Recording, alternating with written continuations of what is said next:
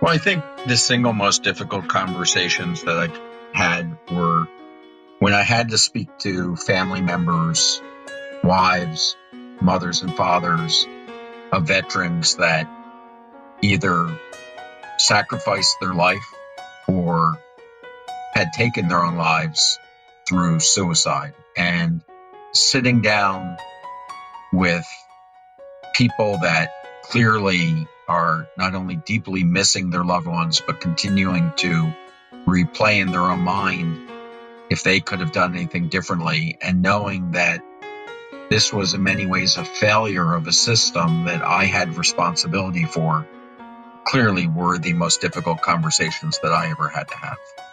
Welcome to Difficult Conversations, Lessons I Learned as an ICU Physician with Dr. Anthony Orsini. Dr. Orsini is a practicing physician and president and CEO of the Orsini Way. As a frequent keynote speaker and author, Dr. Orsini has been training healthcare professionals and business leaders how to navigate through the most difficult dialogues. Each week, you will hear inspiring interviews with experts in their field who tell their story and provide practical advice on how to effectively communicate. Whether you are a doctor faced with giving a patient bad news, a business leader who wants to get the most out of his or her team members, or someone who just wants to learn to communicate better, this is the podcast for you. Well, welcome to another episode of Difficult Conversations, Lessons I Learned as an ICU Physician. This is Dr. Anthony Orsini, and I will be your host today and every Tuesday moving forward. I know I say we have an extra special guest every single week, but this time it is really incredible. Today, I am so honored to have with us the Honorable Dr. David J. Shulkin. The Honorable Dr. David Shulkin was the 9th Secretary of the U.S. Department of Veterans Affairs. Nominated by President Trump to serve in his cabinet, Secretary Shulkin was confirmed by the U.S. Senate by a vote of 100-0. He was the only Trump cabinet member to receive a unanimous confirmation. Prior to serving as Secretary of the VA, Dr. Shulkin served as Undersecretary of Health under President Obama, for which he was also confirmed unanimously by the U.S. Senate. As Secretary, Dr. Shulkin represented the 21 million American veterans and was responsible for the nation's largest integrated healthcare system with over 1,200 sites of care serving over 9 million veterans. The VA is also the nation's largest provider of graduate medical education and major contributor of medical research. It provides veterans with disability payments, education through the GI Bill, home loans, and even runs a national cemetery system. Prior to coming to VA, Secretary Shulkin was a widely respected healthcare executive, having served as chief executives of leading hospitals and health systems, including Beth Israel in New York City and Morristown Medical Center in northern New Jersey, and that's where I first met him. Secretary Shulkin has also held numerous physician leadership roles, including the Chief Medical Officer at the University of Pennsylvania Health System, the Hospital of the University of Pennsylvania, Temple University Hospital, and the Medical College of Pennsylvania Hospital. Secretary Shulkin has held academic positions, including the Chairman of Medicine and Vice Dean at Drexel University School of Medicine.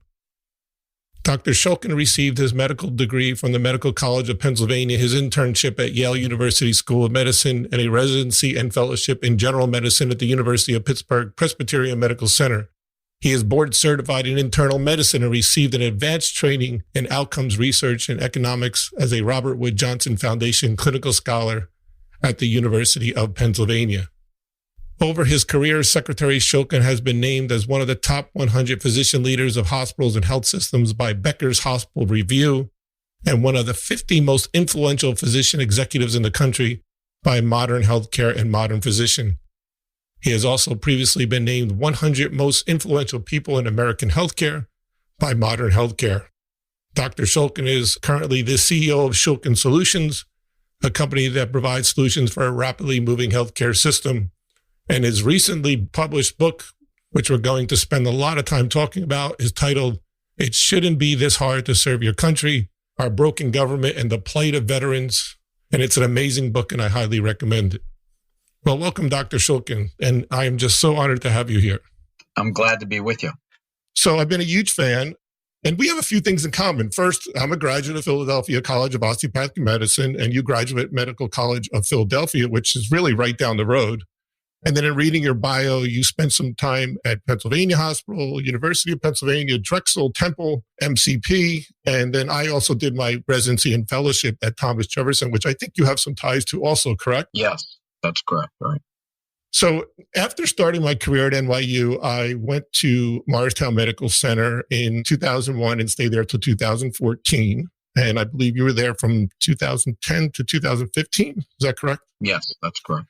And we met once or twice. I'm sure you don't remember, but I do. And because I'm a real student of communication, the day that I met you and I knew you were the president of the hospital, I immediately felt that the word I thought about you was really genuine. You were very, very down to earth. You were extremely friendly. You were very engaging. I don't know if you remember, but we talked very briefly about the Breaking Bad News program that I was bringing to the residents there. And I really just wanted to say I really appreciate it, but there was a down-to-earth kind of genuine likability to you. And that's what really stands out. So I was really, really very happy. I thought, well, Dr. Shulkin is not going to come on my podcast, but, let me give it a try. He probably doesn't even remember me. But I want to say thank you because I reached out to you. You got back to me in less than an hour and said, sure. And I was like, wow, that's amazing. So again, I want to say thank you. I'm glad to do it.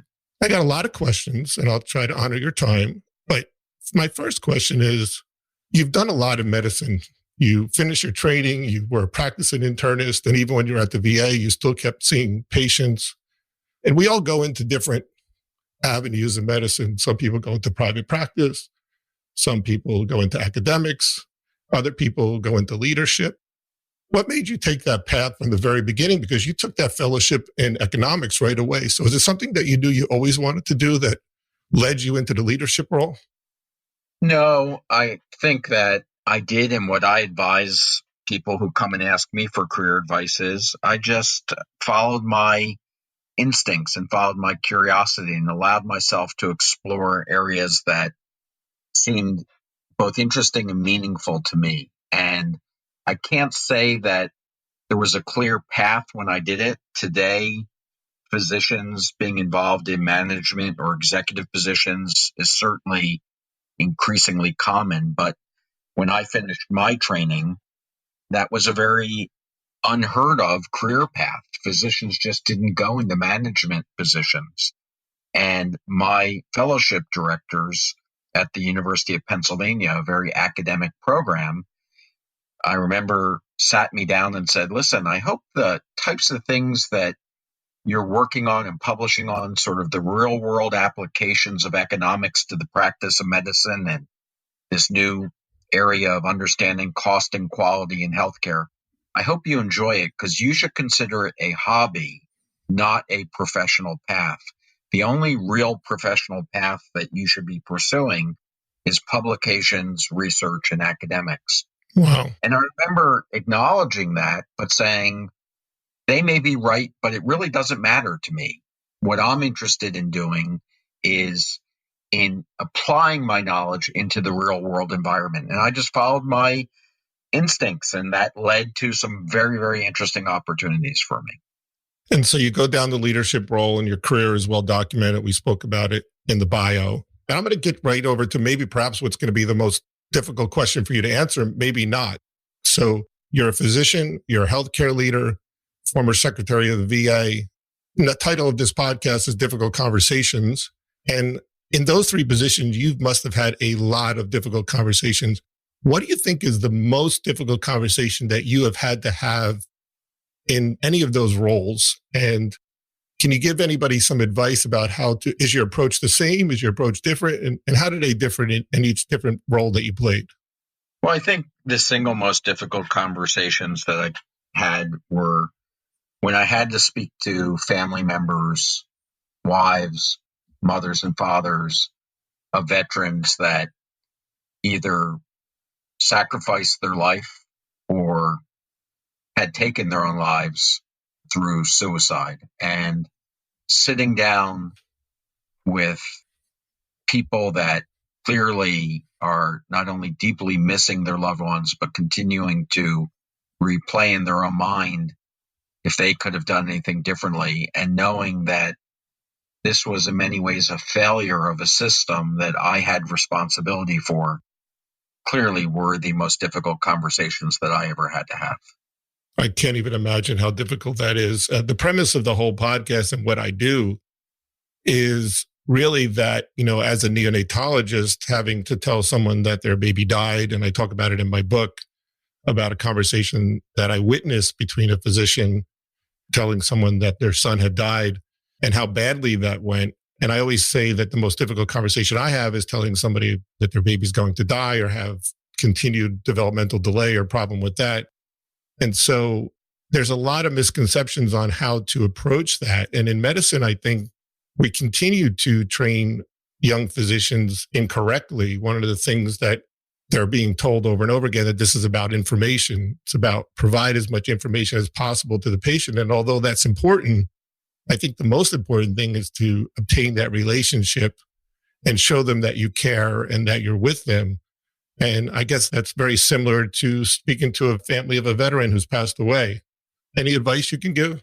Well, I think that most importantly, it's to create an environment where people that are suffering and have something to say can be heard. And it's not about providing information or educating somebody about what really happened. It's letting them explain to you what their experience is. And that's very powerful.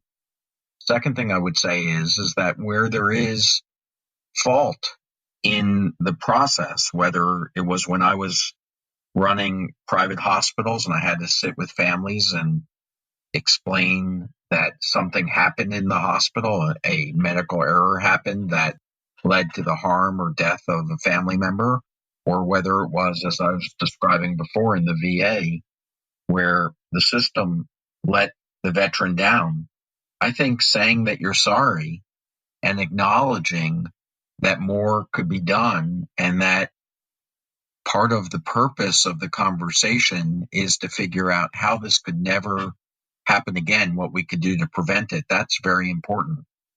And I will tell you, I think these are very, very personal discussions. These aren't representing institutions. These are people sitting down and talking about things. And so some of the families that I described before that had lost sons, wives of veterans who were severely injured, even though I no longer am the secretary of the VA, I maintain those relationships today. They let me know about their life events. They let me know how things are going. We continue to communicate, because once you make that human connection, it's much more than just about a particular institutional issue. So you're a problem solver. That's one thing that comes through your book, through your career, that, it's clear from learning about your career that you love a challenge, you love to problem solve. And I have all these questions ready to ask, but I'm going off the questions a little bit because I really want to know. So we have a problem in medical education training right now, is that we're not spending enough time training medical students, training residents. And there's so many senior physicians who are just not good at communicating. And I individually trained in role playing over 5,000 doctors so far, both senior and young doctors who are residents. What could we do? This is a problem. We have a problem with communication. And I'm going to ask you about patient experience later, because that's really what I want to get into with you. But how could we fix that at the medical school level, at the residency level, and get rid of all this misconceptions? I can't tell you how many young doctors told me that when I asked them, how do you give bad news? Have you learned anything from this? And they said, yeah, when I was a resident, I was told by a senior physician that giving bad news is like a Band-Aid. You just rip it off and get out of there. So this is a problem. As a problem solver, how do you think we can fix this? Well, I think it should come as no surprise that this continues to be a problem, because we continue to select physicians to enter medical school in the same way. And that's based upon test taking and academic performance. And there is no real serious consideration given to the attributes of what everyone hopes for from their doctor, which is humanity and the ability to experience empathy and to display that and to be able to communicate effectively. So if we continue to select based on test taking abilities, we're going to continue to have deficiencies in these types of people that are becoming our doctors in the future. But that it's not just who you select, it's also the whole system of reinforcement while you're a medical student and a resident. We reward on academic skills and, in the case of residency, often on technical skills. But unless somebody really crosses the line ethically or behaviorally, there really are no positive or negative rewards for these types of attributes that you're talking about the ability to connect with people and to communicate effectively. What I have found is that there is a real desire of physicians and nurses to want to learn to communicate, that they're generally compassionate people, but that at a higher level, it's still not being placed really at the top of their concerns. In fact, when I came up with the Breaking Bad News program while I was at NYU, it took me almost 10 years to convince someone to let me start teaching the residents with this improvisational role playing. And since then, I've been doing it for 10 years. But I also think that we as a group, and I think the patient experience thing is helping a little more, but we really have to bring more to the forefront communications. When I round with residents, sometimes I'll ask them, did you call the mother? And they'll say, yes, I called the mom. I gave her an update. And then I'll say to them, what'd you say? And you see their faces on rounds like, what do you mean? What did I say? I'm like, no, I want to know word for word what you said. What'd you talk about? How long we were on the phone? And by the end of the rotation, they start to get it, that it's not about just the words you say, but it's how you say it. And I think as a healthcare system, we need to bring communication. I'm hoping that in a small way, this podcast and the work I do with the Orsini Way is helping with that. Yeah. So, but I think they generally appreciate it. So I could talk about this all day, but let's move on because I really want to talk about your book. I read it. It's phenomenal. I'm sure that it's selling a lot of books and I really want to talk about it. The first thing about your book that was impressive to me was really the dedication. As soon as I read the dedication, I think that said it all, right? And you dedicated the book to the veterans, their families, said this is why you went into Washington in the first place. And I really felt that that was just a true statement. And really, if you go back, there were people that thought you were crazy to go into government, right? Right. A lot of people tried to talk me out. And as you found, it's not for the faint of heart, but you had a calling. I understand you're in the book. You talk about your father. You grew up in an Army base and your father was a psychiatrist in the Army base. How much do you think your father influenced you becoming a physician and then towards eventually wanted to serve the VA? Well, my dad was a psychiatrist and he was probably smart enough to know that if he overtly or directly tried to influence me to do something, I might have done the opposite and rebelled like many people in their adolescence making decisions about what they might want to do. So I never felt any direct pressure or direction or influence from either of my parents in terms of what I wanted to do. They gave me the space to figure out what I wanted to do. And, I appreciate that. I don't think I had any particular commitment or desire to help give back to our veterans than I would hope any other American. I think that the regular people that I talk to really do appreciate the sacrifice that these men and women give for our country. It's a volunteer army, as we all know, with less than 1% of people in this country serving. And they really do the work for the rest of us to allow us to lead the types of lives that we are able to lead. And so when I was called and asked if I could help, I was the CEO of a hospital. I said, how could I say no? If I believe that I can help and give back, there was no doubt that I was going to do that. And so you leave Morristown Medical Center, where I was. You go ahead to serve for the VA as undersecretary. I think your first day was February 15, 2017. And you get there on your very first day. And at the time, the VA was going through difficult times. There was talks about wait times and they were receiving, as you say in your book, the wrong kind of headlines. Can you tell us about on that first day what you realized you had up in front of you? Yeah, we're actually talking about 2015 when I arrived. My apologies. I was first contacted by the White House in 2014. In 2014 was what was called the wait time crisis, where Congress had exposed the fact that VA had hundreds of thousands of veterans waiting for care, not able to get access, some of them being alleged to have been harmed or even died waiting for care.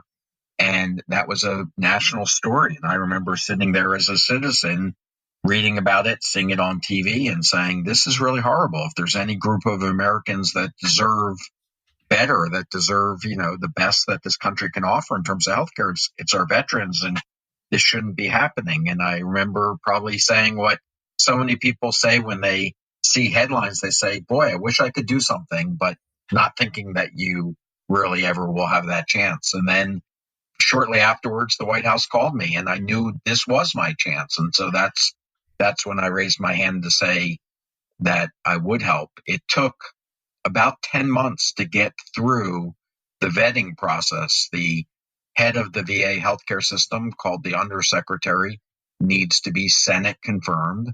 The president is not going to announce a nominee unless they are absolutely sure that this is a candidate that could get Senate confirmed. And so it was a very extensive vetting process. So I arrived at the VA after my confirmation in July of 2015, or about 11 months after the wait time crisis was first exposed. And the place, I thought, was in dramatic need of a plan to fix the wait time issues. And that's immediately what I began to do. That was my focus, to make sure that no veterans were waiting for care who had urgent medical problems. You fixed it relatively quickly. You talk about in your book a stand down order. Can you tell us more about how you went about fixing that? Because it happened pretty quickly, I think, anyway. The most important thing for me was to get a system in place that could prioritize which veterans needed to be seen at what time. Previously to my arrival, the VA treated all appointments the same. So you could have a urgent medical appointment, or you could have a routine medical appointment, and they would stay in the same place in line. And so I immediately changed that so that we could identify those patients who had urgent medical needs. Once we did that, I called for what I named a national stand down, where we stopped what we were doing across the entire country in the VA system. This is now, several 100,000 employees work in the VA. And I said, we will do nothing but see those patients with urgent medical problems. There were 57,000 veterans waiting for an urgent medical problem more than 30 days. And those 57,000 became the focus of the VA until we saw those patients. Several days later, that list of 57,000 was down to less than 1,000. Wow. We contacted all those patients. We had seen them all. And once I knew that we had taken care of the backlog of patients with urgent medical problems, I knew that the only way to prevent that from ever building up again and repeating that terrible problem would be to put in place same-day appointments across the VA. So if you had an urgent medical problem, you would know if you arrived at a VA, you would be seen that day. There would be no wait time. And by December of 2016, as President Obama was thinking about his last month in office, I was able to say that we had put in place same-day appointments at every VA medical center across the country. And to ensure that that would remain in place and that we'd be accountable for that, I published our wait times publicly. And to this day, you can see VA wait times on the public website to see whether we're honoring that commitment.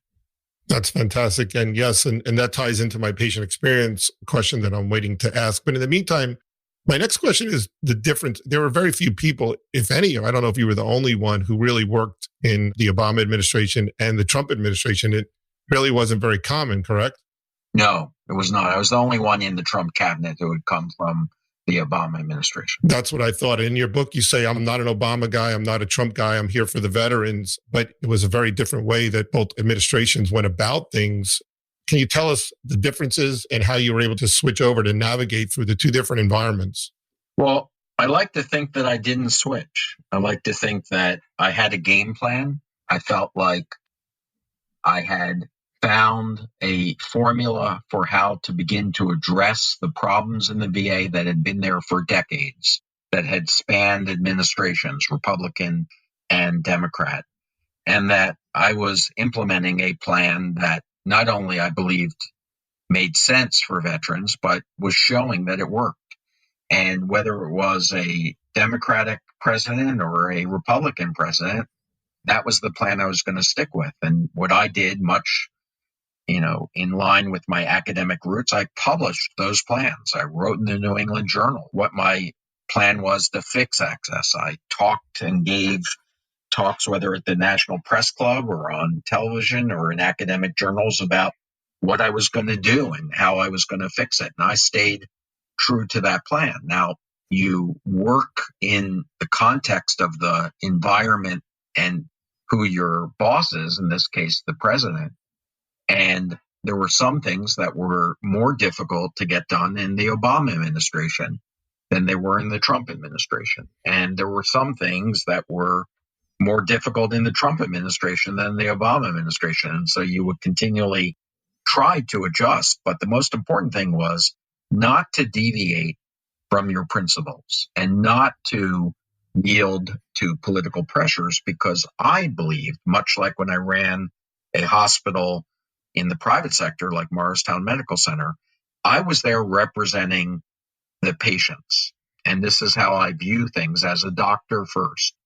And, doctors, as you know, you and I both took the Hippocratic Oath, we will do no harm. I was not willing to yield to political arguments or pressure and have the end result be that something happened to veterans that I didn't think was the right thing.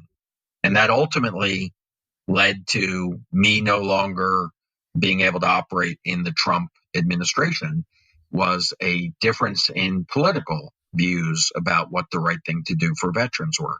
But I will say that during my time as secretary in the Trump administration, we got a lot done.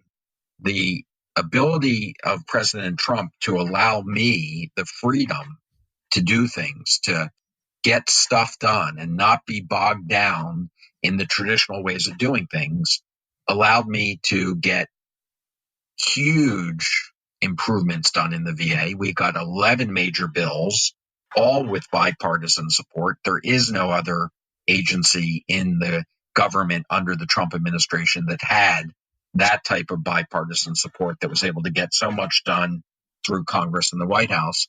So there were some positive things to it as well, until, of course, there came a time that it was no longer positive for me. And I knew that the right thing to do would be to stick to my principles. And ultimately, President Trump decided to make a change. Both President Obama and President Trump went about things, as you said, very differently. One was much more methodical. The other one shot from the hip and maybe made some mistakes. Somewhere in the middle might be a perfect way of doing it, but you were able to not adapt, but you were able to succeed really to get things done in both administrations, which really is a testament to you. In your book, I was chuckling when you were describing your first meeting with President Trump, or President-elect Trump, I guess he was. And you describe it in such detail. And now that we've gotten to know President Trump on TV, you can certainly see exactly the way he just moved around and went so fast. And I thought that was just a funny story that you left there. He had mentioned something about you being the new secretary, but when you left, you didn't even know that he was going so fast. You didn't even really know if that's what he said. Is that correct? Yeah. President Trump likes to keep you sort of on edge and keep you guessing. And that's part of the way that he does things. What I think is interesting is what I write about in my book, what I experienced myself. At the time, very, very few people had insights into the way that President Trump operated. But if you take a look at the experience that I had, that I describe in the book, not only from that initial meeting, but all the way through all of my contacts with the president till the very end, where he tweeted me out of office, this experience has now been repeated time and time and time again by other people who have come forth and told their stories about their experience in working in the Trump administration. So in some ways, I think that the detail in which I describe things is so clearly now understood by many, many people who have heard about these experiences now many times over. Absolutely. I want to switch over and talk about patient experience. Reading about you and knowing you a little bit, people have called you the champion of patient experience, the experience of the VA. Those were all things that were very, very important with you. And I believe when you were undersecretary, you and Secretary McDonald started a patient experience program at the VA. And by the way, I was at a conference last year at the Beryl Institute for Patient Experience, and the patient experience department for the VA gave a presentation, and the amazing things that they were doing was nothing short of remarkable. And I was so impressed with what they're doing. But patient experience is really very important. And the one thing that you did was you decided that you were going to publish or make public the patient experience scores for the VA. And that's something that I feel very strongly about. It's all in a delivery program that I give to many hospitals, concentrates just on communication skills. And we've been able to improve patient experience scores dramatically just by teaching doctors and nurses how to communicate. But I know in a lot of hospitals, there's a lot of pushback to make public the patient experience scores, specifically by the physicians. And in fact, one hospital that I know started doing it, and within 3 months, the physicians shut it down. How strongly do you feel that that's important? And tell us how you were able to start that patient experience program. I was so impressed. Yeah. Well, first of all, the reason why in every position I've held, whether it's been the CEO of a hospital or the secretary or undersecretary of the VA, that I've always put on my white coat, my stethoscope, and gone out and taken care of patients myself is not because I think that I'm God's gift to medicine or that there aren't other doctors that could do as good or better job than me. But it really is because I've always felt that that's what the job was. If you're the leader of an organization, you really have to understand the impact of your decisions and the type of organization that you're running. And the only way I know how to do that is to see how your customers are experiencing your product. And so when I would be secretary of the VA and I would go see patients, I get to see, how does the electronic health record work? How does it work to order medications or labs? What are your coworkers' attitudes like? What is the ability to get help when you need a consult? What's the patient telling you about the experience? And so that fundamentally kept me grounded in understanding what my job as a leader was and what the patient experience was. In terms of trying to put in place the large program at the VA, a lot of that credit belongs to Secretary McDonald. Secretary McDonald was the CEO of a large consumer product company before becoming secretary. He had been CEO of Procter & Gamble for much of his career. And so he came at it from a very consumer-oriented point of view. I came at it from a very doctor-patient point of view. That was a nice combination for us to be able to drive an improvement in the experience. And I would just say for those that in medicine that resist that, and I think as doctors we all understand the physician's perspective, that many physicians believe it's more important to do the right thing medically and to focus on the science and not necessarily on whether your patient likes you. But for those who don't really understand why it's so important to be consumer focused and to understand the patient experience, I would say this is the reason why so many people in medicine now complain that they've lost control of their profession, because this ultimately needs to be, healthcare needs to be a consumer-driven system. It needs to be a system that represents those things that matter most to patients. That's what this is about. And if you don't understand the patient experience and you're not willing to be transparent about it, you're never really going to participate in it. You're going to be continually sidelined off to be a technician. And ultimately, this is why so many physicians are feeling burned out and looking to leave medicine, because they no longer feel that they're in control of the field that they thought that they would be when they entered medicine. I'm so happy you said that, because when I give my workshops, I tell physicians that when you're able to form that relationship with the patient, which is what patient experience is all about, and I think there was a study out of University of Florida that showed you could form a relationship if you do it correctly within 56 seconds with someone by being a genuine person, by sitting down. But that when you're able to form relationships and you really make that connection with each and every one of your patients, you go home a lot happier at the end of the day, I think. And you feel less like a factory worker and more like you made a difference. Even if you practice good medicine and I saved a couple lives that day or cured a couple babies, I go home knowing that I really bonded with that family. And it does decrease physician burnout. In fact, next week, I interviewed Dr. Dyke Drummond, who's an expert on physician burnout, and we talk about this. But I don't think physicians or hospital administrators understand that how important it is to the well-being of the patient, but also the well-being of the doctor or the nurse. And patient experience is tied to better outcomes, right? Better patient compliance. And it seems, although a lot of hospital administrators are saying it's number one, it's a difficult thing to crack. Wouldn't you agree? Yeah, I would agree. And I know, at least for me, when I was a resident, I injured my back in a water skiing incident where I needed surgery at my own hospital that I was training at.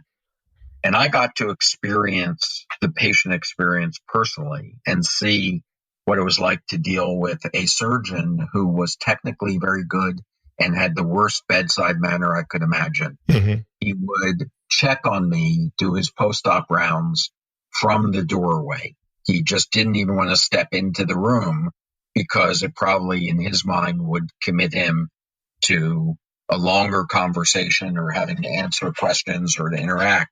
And so, having that experience and looking at things through the eyes of a patient, I think changes you and changes your perspective about being a doctor.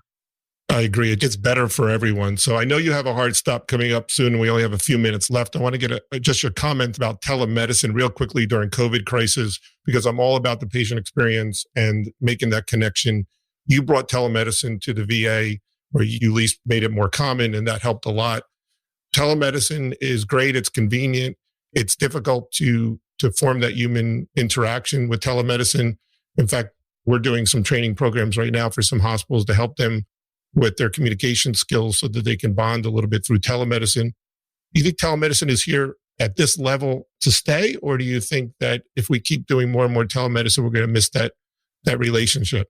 Well, I think there's a couple answers to the question. I think, if you're looking at the number of telemedicine visits across the country and you're looking at it from a numbers point of view, I think that we will see a decline in the number of telehealth visits from the high point where people just weren't able to go into the doctor's office or weren't able to, go into a hospital to get care. But it's clearly going to stay way above where it was pre-COVID. I think the changes in reimbursement, the changes in regulations, the changes in the patient experience, people who had never accessed or tried telehealth, I think fundamentally will change the way that people utilize telehealth forever. And so we're going to see a much higher level than pre-COVID, but maybe not as high as what we're seeing right now. Do you think that'll be a good thing? Well, I think telehealth is an excellent thing, that what we need to, and we did this at the VA, utilize telehealth appropriately. It can provide care in the home. It can provide access to people that frankly have had a challenge in getting transportation. It can provide easier access for the doctors. In some cases can be more therapeutic, like in telebehavioral health. I think it's easier in some cases for patients to express themselves over a video than if they were having to sit in front of a person. But what I was going to say is, I think, when I say that we're going to come down to a certain level and stabilize, that's with what we think about as telemedicine today. I don't think we're going to think we're at a very early stage where telemedicine for most people means a televisit, a video visit across a phone. And I think that this is just the very early stage of where we're going in virtual care. We have to now transition from just using a video to have a talk with a doctor and a patient to one that really adds much more significant value. So it no longer is just an episodic care, but it's more continuous care, one where we can use tools like artificial intelligence to improve the way that we make decisions, one that provides a doctor and a patient more information that they can share together, actually sharing the chart together, discussing and showing pictures together so that you can actually improve the communication and the patient experience. And so I think we're just at the very early stages of how technology is going to impact our ability to talk in the future. But I'm very optimistic that remote monitoring and advances in the way that we use this technology are going to dramatically improve the doctor-patient experience. And anything we can do to help those people have difficulty getting to the doctors certainly will be a good thing. One final question, Dr. Shulkin. You've had so many accomplishments in your life through the private, public sector. Career-wise, what are you most proud of, do you think?